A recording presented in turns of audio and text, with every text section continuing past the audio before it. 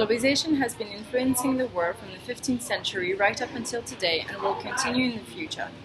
First introduced by Thomas Friedman in 2005, Globalisation 3.0 is the current wave affecting us today. So what are its causes, catalysts, effects, and what's next? As a general term, globalization is defined as the integration of economies throughout the world enabled by innovation and technological progress that moves the world from large and disconnected to tiny and interconnected, overall reducing distance, costs, and time, influencing trade, cooperation, and market competition. As an influential theorist of globalization, Thomas Friedman has developed the idea of globalization in his book The World is Flat, A Brief History of the 20th Century, which documents and analyzes the history of globalization.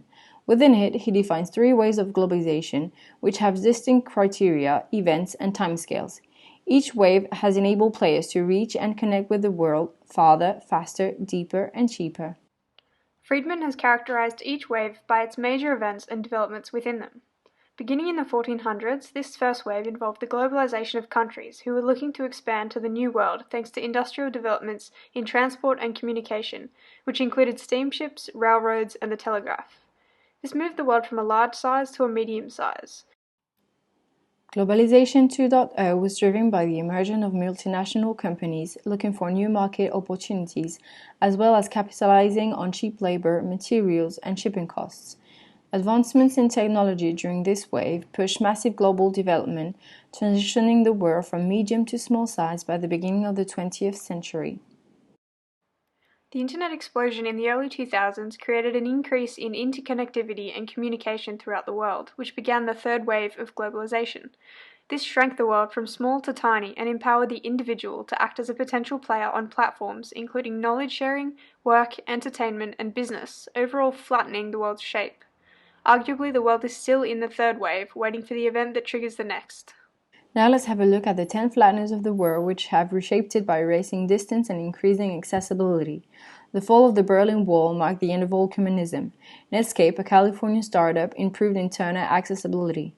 Transmission protocols allowed compatibility between devices and collaborative work. Outsourcing improved efficiency by components to be subcontracted. Offshoring consisted in the relocation of companies' manufacturing to cheaper places. Open sourcing, upload, create, and share your own content. Supply chaining, increase productivity by improving acquisition and distribution.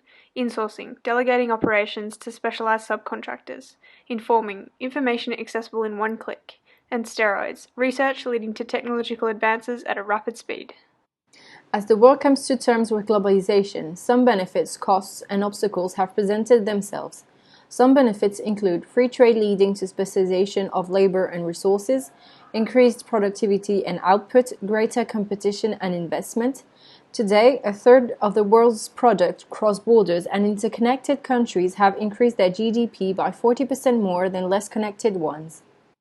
However, there is a downside to globalization. Some negative aspects include tax competition and avoidance, loss of cultural diversity, and increased carbon emissions and environmental degradation. For example, as you can see from this graph, the world's carbon emissions have increased even more than expected following the 1997 Kyoto Protocol. With the ever-increasing development of technology, further globalization is somewhat inevitable, but there do remain some obstacles, especially for developing nations. These include nationalism and populism, lack of development and poor governance of countries, geographical barriers, administrative regulations on trade. For example, since 2008, G20 countries have added 1,200 restrictions to imports and exports. So what's next in the story of globalization?